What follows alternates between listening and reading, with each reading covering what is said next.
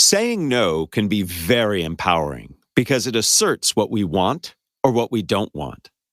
But saying no can also help us better understand ourselves, our values, our personal policies, and our rules.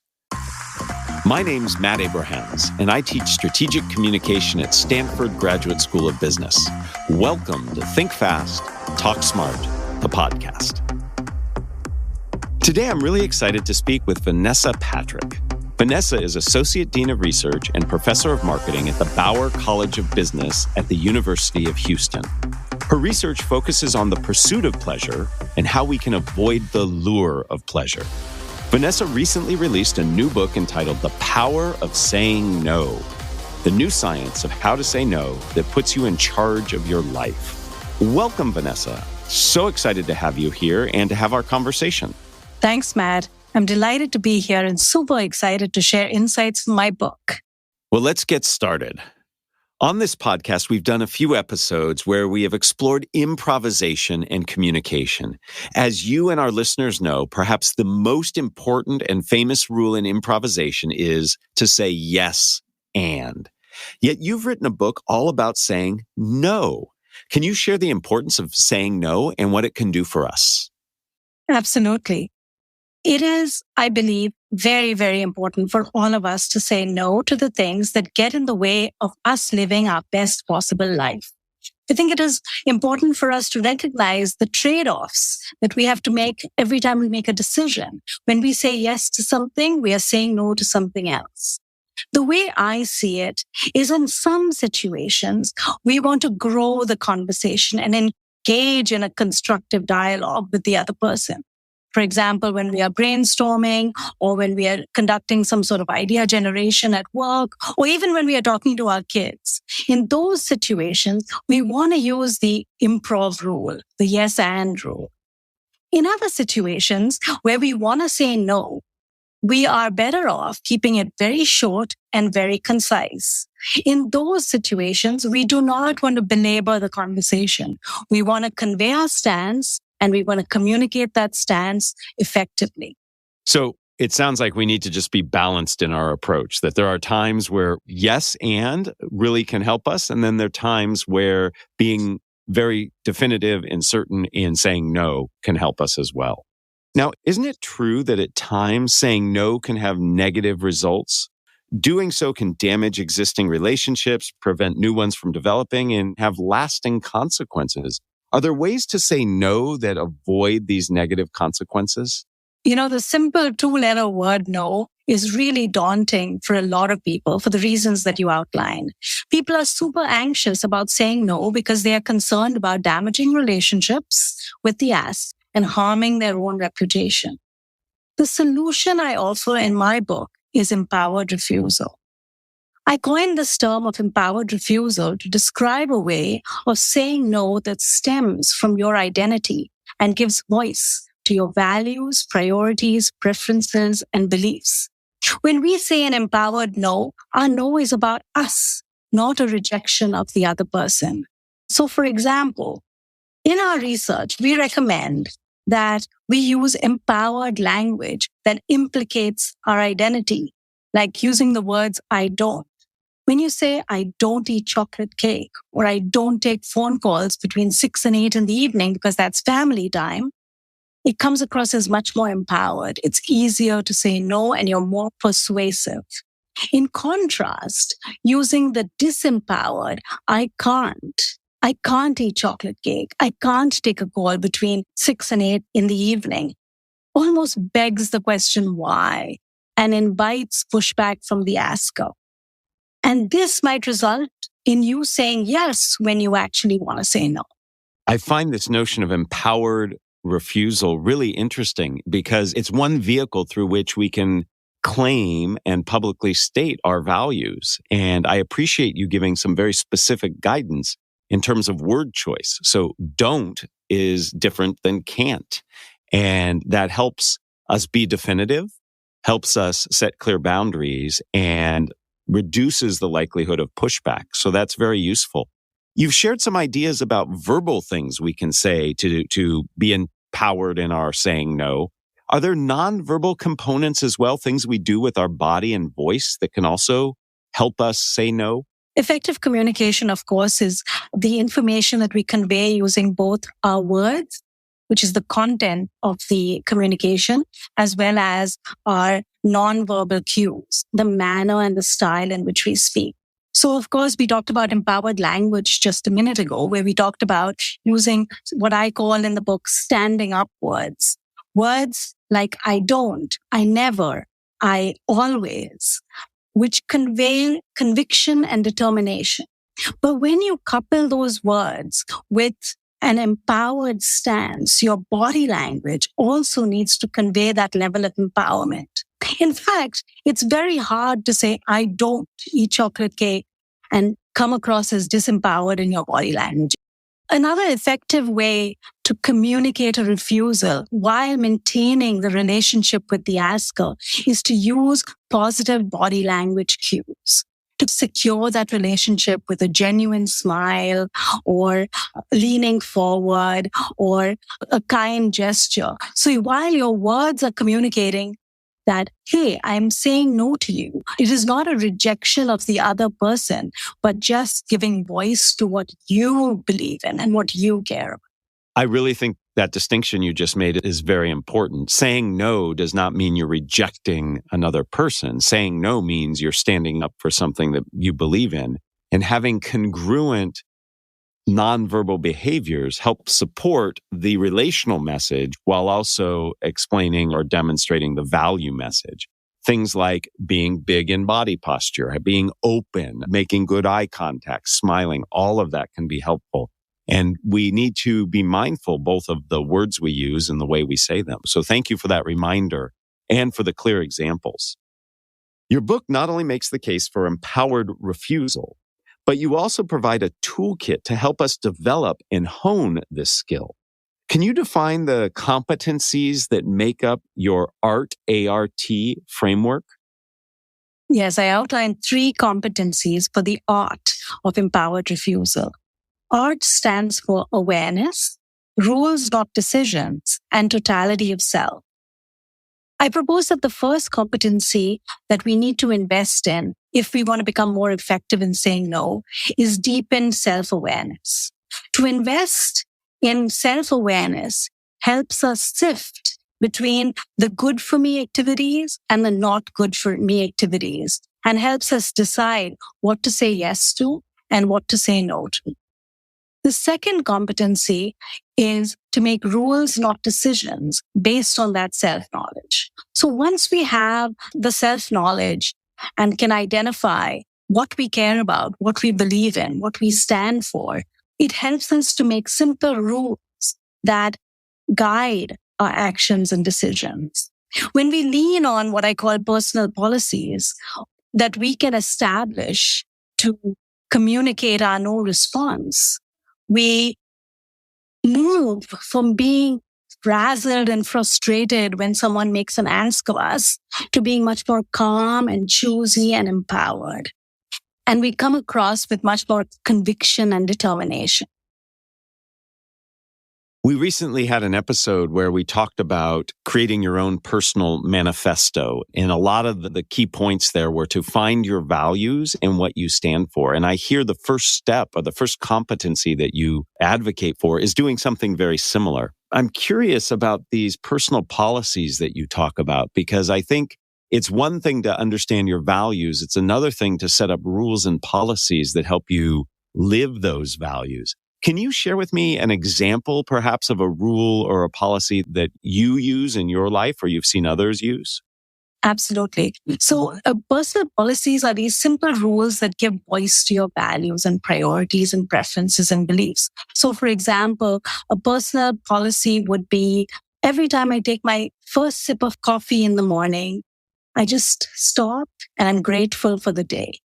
It's a small meditative moment that I have just incorporated into my daily life to just be grateful for everything good that's happening. And that's a ritual. So I divide personal policies into different types, but this is a ritual. You could also have decision rules. So I have a firm decision rule that I do not take red eye flights. I do not function very well the next day when I take a red eye flight because I don't sleep very well on planes. And so having a personal policy in place which says I don't take red eye flights really helps make the decision about when to take a flight. So these are shortcuts that we can put in place that just ease the way we make our decisions, but also lead us to be happier and enhance well-being in the longer run.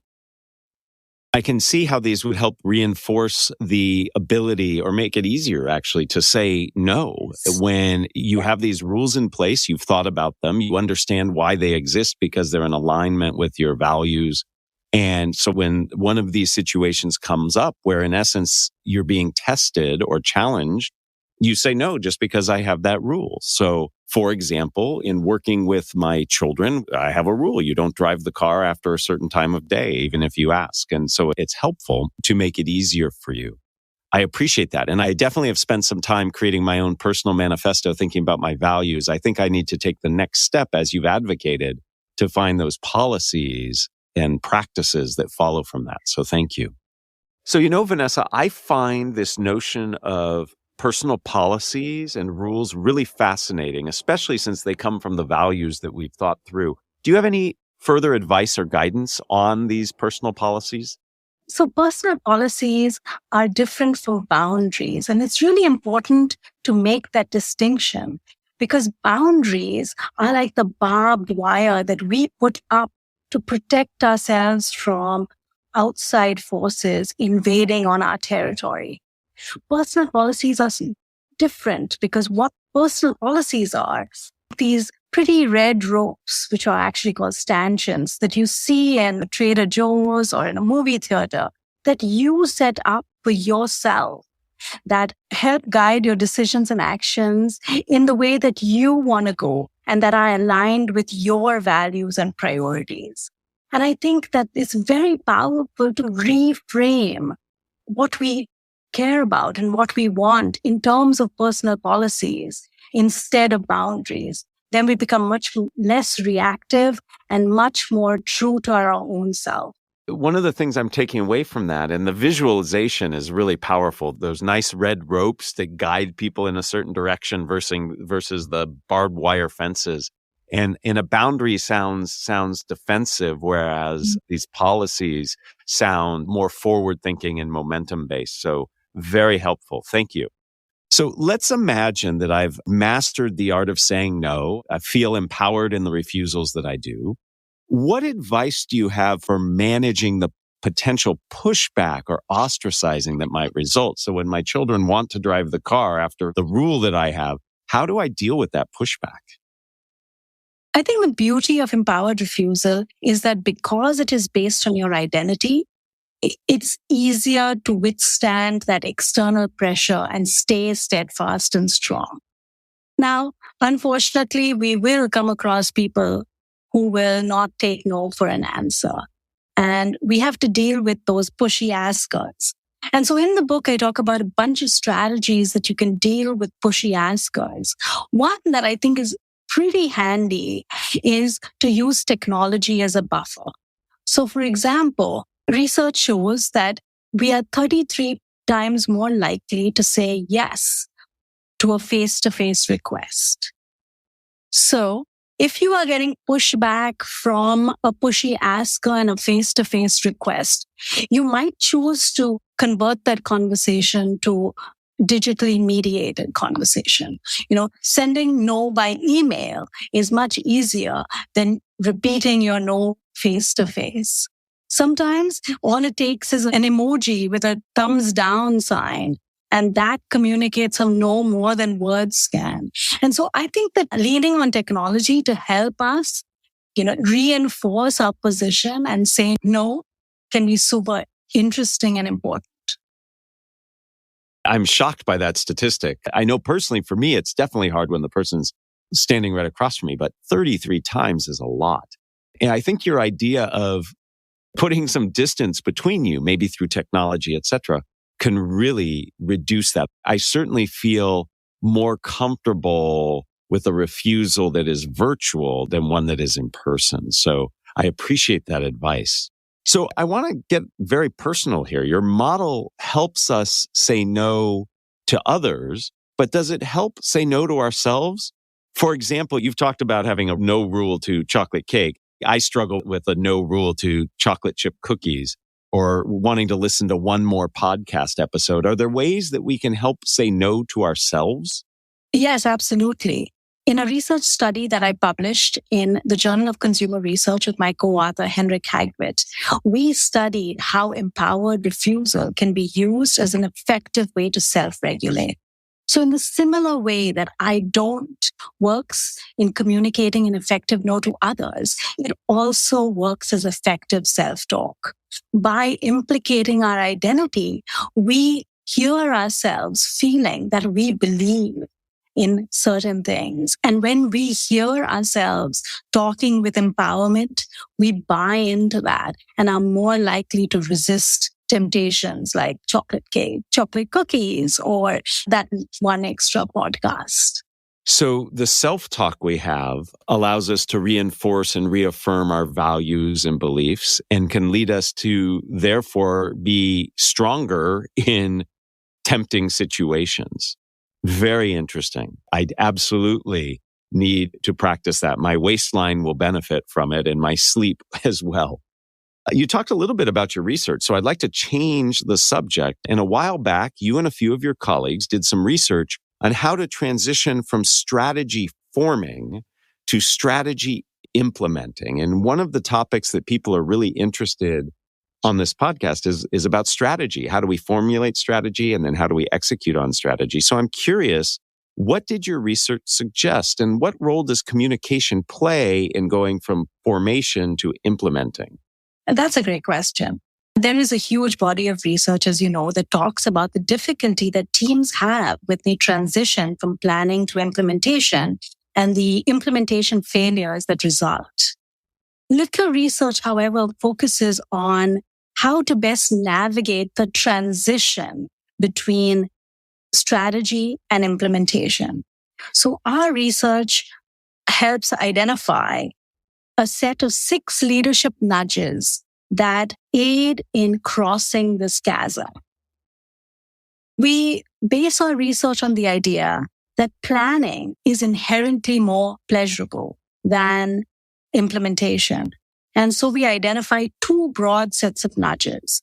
The first set of nudges are nudges that improve our willpower to be able to transition from planning to implementation. And the second are the decrease in the desire to continue planning and create excitement instead on implementation. Now, throughout the paper, we talked about the importance of communication, being able to use these insights to be able to get people in their teams to shift from the planning mode to the implementation mode.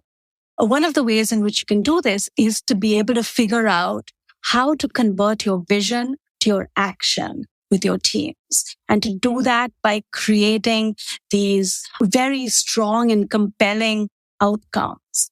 And so focusing on using communication to focus on outcomes helps people switch gears and helps them move from a planning mode to an implementation. The other thing that is really exciting and which I also talk about in the book is the switch from using verbs to nouns. So there's research that shows that when you ask voters to vote and you give them a badge which says, I am a voter, which basically talks about your identity and who you are and talk about you in terms of using nouns, you're more likely to vote. However, if you give that same badge to people with the words I vote or I voted, it focuses on a verb and it's less likely to result in action.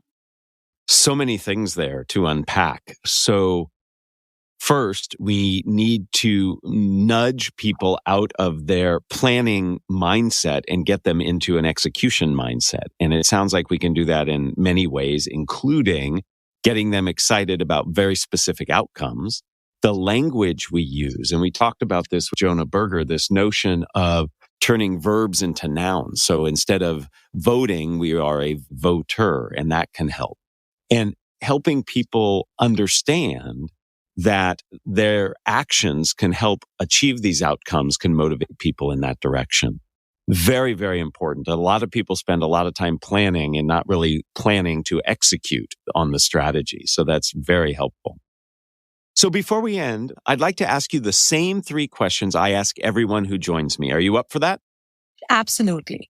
All right. So question number 1, if you were to capture the best communication advice you ever received as a 5 to 7 word presentation slide title, what would it be? Leave a place better than you found. I believe my mother has told me that for years and years. Tell me more. Why is that important for you? I think that statement embodies so much as it comes to communications, that you enter a communication with positivity and with the willingness to share and to be true to yourself, but also to create value for the listener.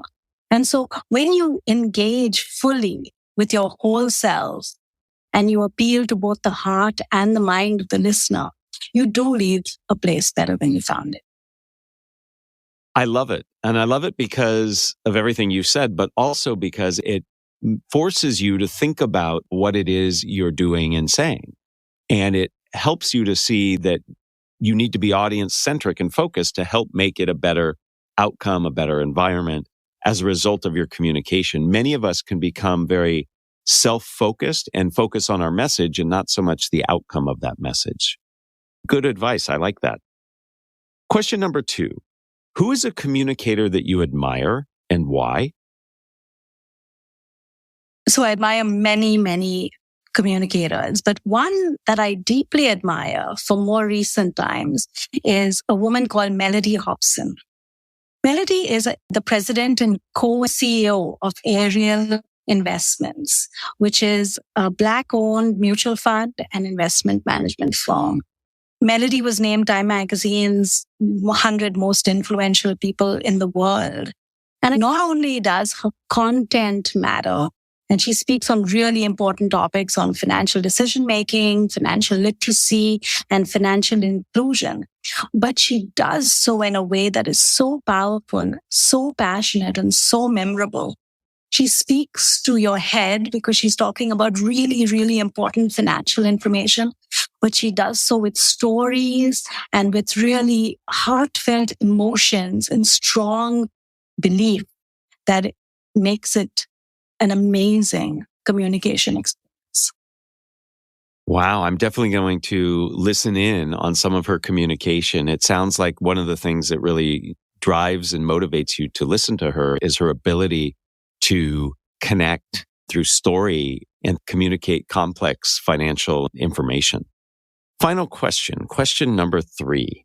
What are the first 3 ingredients that go into a successful communication recipe? As a marketing professor, I do think about this quite a bit. And I think that there are 3 main things that I would point out. One is authenticity and trustworthiness. Mm-hmm. Second is the ability to communicate or appeal to both the head and the heart.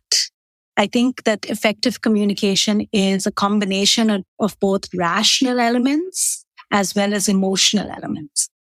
And the third is to really focus on the listener, to create value in your communication such that you have left the dialogue better than you found it. And I'm going to cheat and say one more, which is smile.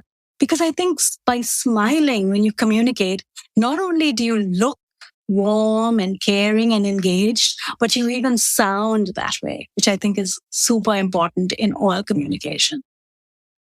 I like that your 3 ingredients combine both how we say something through our smile.